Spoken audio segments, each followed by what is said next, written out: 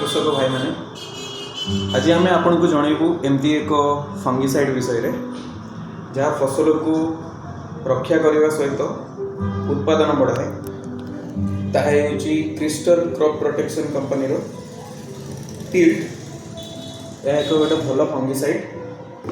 Tilt fungicide रो technical नाम होची propiconazole 25% EC। यह गोटे सिस्टमेटिक फंगिसाइड। सिस्टमेटिक फंगिसाइड माने होची आपनकर गछ भितर देई मूल को जाई गछ को सुरक्षा जोगई थाए। ए औषध आपण यूज करले टिल्ट जदि आपण यूज करंती गोटे गछरे सेटा फंगस जो फंगल इन्फेक्शन जो गछरे हुए सेटा को कंट्रोल करथाय।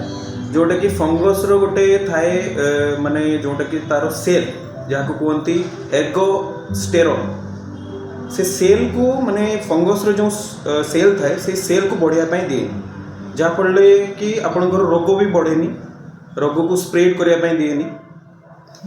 टिल्ट फंगिसाइड आपण को चाष यूज करें मुझा भी आपको कहीदे। धान हो गला गहम हो गला सोयाबीन चिनाबादाम कपा चा भाया अन्य आपण फसल यूज करें। यह जमीक रोग कहया गले रोग मुझे कहीदे कौ रोग उपर एटा यूज हुए। लीफ स्पॉट होगा माने पत्र दाग जोटा कहती आपणकर रस्ट होगला ब्लाइट होगला सीड ब्लाइट हो गला पाउडरी माइल्ड्यू जोटा को कहती सेटा होगला एभली बहुत रोग को से नियंत्रण करें। डोज आपड़ केते देबे डोज होची आपणकर प्रति एकर को 200 ml रु 300 ml टिल्ट आप व्यवहार करेंगे जोटा कि 100 रु 150 लीटर पानी रे आपण मिक्स करके ताको यूज करेंगे। जदि आपण पर बैरेल हिसाब से पचारे जदि आपंकर 15 लीटर बैरेल अच्छी से आपण 20 रु 30 ml पर्यंत यूज करेंगे। सेटा भी आपंकर चाष को लेकिन माने कौन चाष आप करमिका रोग लगी से हिसाब से आप यूज करेंगे। स्प्रे केमती करेंगे आप तार समय से मुझे कहीदे जमती कि देखिए जे प्रथम रोगटा लगुव ना रोग लगी जाइए भी आप देपारे। तो यहीटा आप देखिए रोग जदि अधिक लगी धर फर्स्ट स्प्रे कला जदि आपन को लगुच आउ थे स्प्रे करने पड़ो ताले जो फर्स्ट स्प्रे रो आ सेकेंड स्प्रे रो जो दिनटा आप गैप रहा 10 रु 12 दिन रहा दरकार। माने आपन जदि फर्स्ट स्प्रे कर आउ थे यदि आवश्यक होची 10 रु 12 दिन पर आप पुणी थे ताको स्प्रे करें।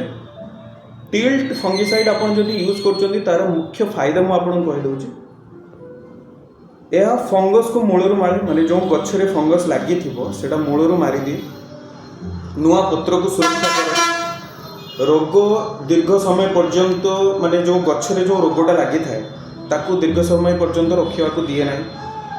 फसल सबुज और सुस्थ रखे दाना भल करे उत्पादन मध्य बढ़े थाए। यार आउ गोटे स्पेशल क्वालिटी अच्छी रेन फास्टनेस आउ टैंक मिक्स फ्लेक्सिबिलिटी। यार माने होची आपण तुरंत जिते स्प्रे करेंगे ना पूरा गछ ऊपर जब स्प्रे कर गचर मूल पर्यंत तुरंत ही स्प्रेड हो जाए से क्वालिटी गोटे अच्छी। आउ गोटे हूँ आपंकर टैंक मिक्स माने कौन भी औषध सहित आप मिक्स करके व्यवहार करें गछ।